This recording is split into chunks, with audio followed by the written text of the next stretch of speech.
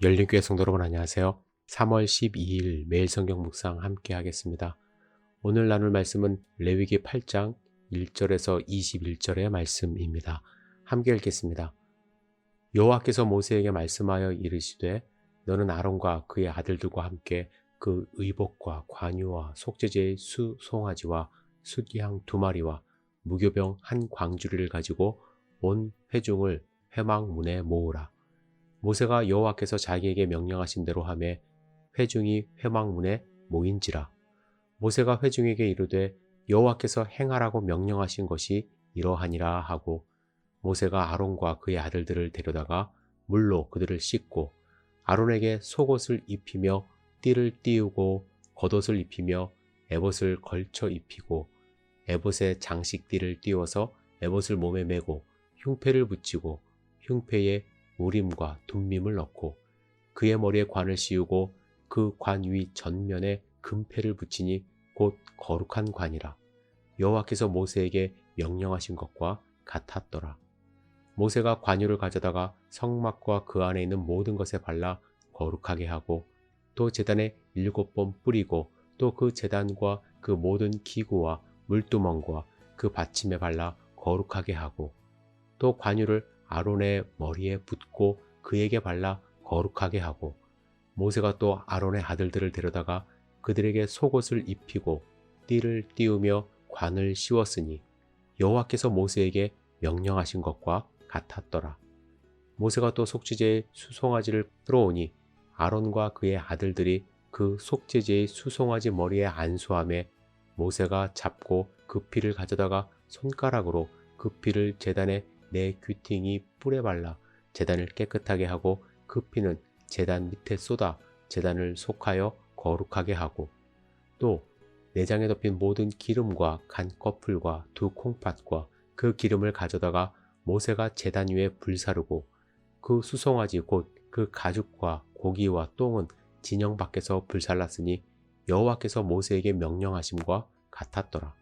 또 번제의 숫양을 드릴새 아론과 그의 아들들이 그 숫양의 머리에 안수하며 모세가 잡아 그 피를 제단 사방에 뿌리고 그 숫양의 각을 뜨고 모세가 그 머리와 각 뜬 것과 기름을 불사르고 물로 내장과 정강이들을 씻고 모세가 그 숫양의 전부를 제단 위에서 불사르니 이는 향기로운 냄새를 위하여 드리는 번제로 여호와께 드리는 화제라.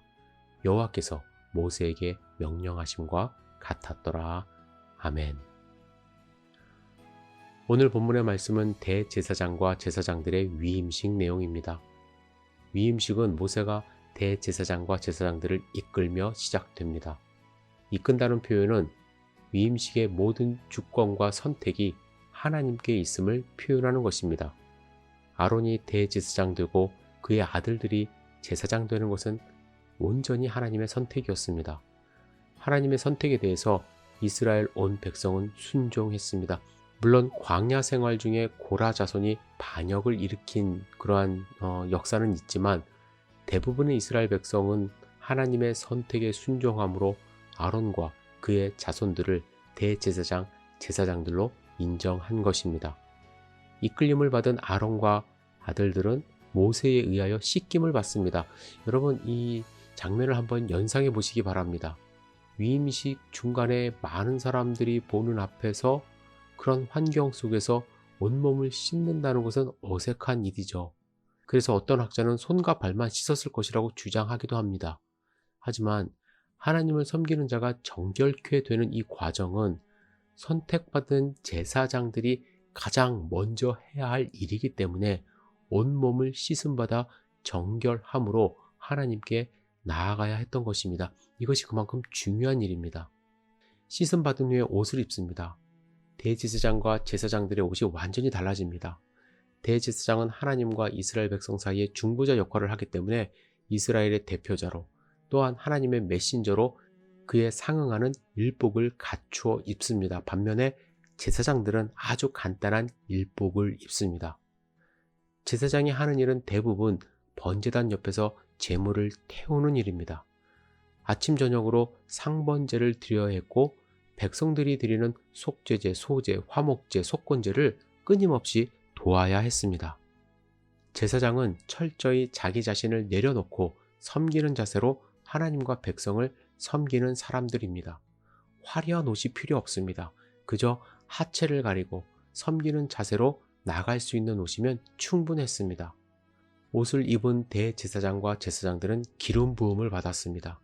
기름은 그들을 구별하고 하나님이 함께 하심을 상징하는 것입니다. 하나님의 일을 하는 그들은 자신의 힘으로 그 일을 할 수가 없습니다. 기름 부음 받아야 했습니다. 하나님의 힘과 능력으로 그 일을 수행해야만 했습니다. 이제 준비가 끝났습니다. 하나님의 선택을 받은 제사장은 정결케 되었고 의복을 갖췄습니다. 하나님의 영이 함께 하심에 기름 부음을 받았고 이제 그들은 제사를 드리기 위해 나아갑니다. 첫 제사는 하나님의 대리인 자격으로 모세가 주관하는 속죄제였습니다. 속죄제는 자신이 죄인임을 고백하며 수송아지에 안수하고 죄를 전가받은 수송아지를 직접 죽입니다. 스스로 죽을 수밖에 없는 죄인임을 하나님 앞에 인정하는 것이죠. 이때 하나님은 대신 죽은 송아지의 피를 보시고 그들의 죄를 용서하십니다. 또한 번제를 드립니다. 번제는 자기의 모든 것을 헌신하겠다는, 그래서 모든 것을 태워서 하나님께 올려드리는 제사입니다. 이것이 예배의 시작입니다.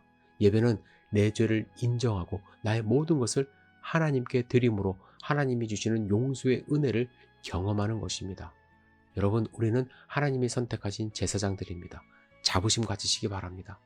예수 그리스도의 피로 말미암아 흰옷 입은 하나님의 제사장들이 되었습니다. 성령 충만함으로 기름 부음 받아 하나님께 담대히 예배드리는 하나님의 제사장들입니다. 이 특권을 놓치지 마십시오. 구약시대에는 아론의 자손들만 제사장이 되었지만 예수 그리스도의 보혈은 외인이었던 우리에게도 그 길을 열어주셨습니다. 여러분, 하나님의 제사장으로 승리하는 하루 되기를 주님의 이름으로 축복합니다. 기도하겠습니다. 전능하신 주님, 예수 그리스도로 말미암아 하나님의 자녀 삼아 주셨을 뿐만 아니라 하나님을 섬기는 제사장으로 우리를 부르셨음에 감사와 찬양을 올려드립니다. 우리의 정체성을 잊지 않도록 도와주시옵소서. 거룩한 하나님의 자녀로서, 제사장으로서 하나님을 섬기며 이웃을 섬기는 하나님의 자녀, 하나님의 일꾼 될 수 있도록 우리를 살펴주시옵소서. 예수님의 이름으로 기도드렸사옵나이다. 아멘.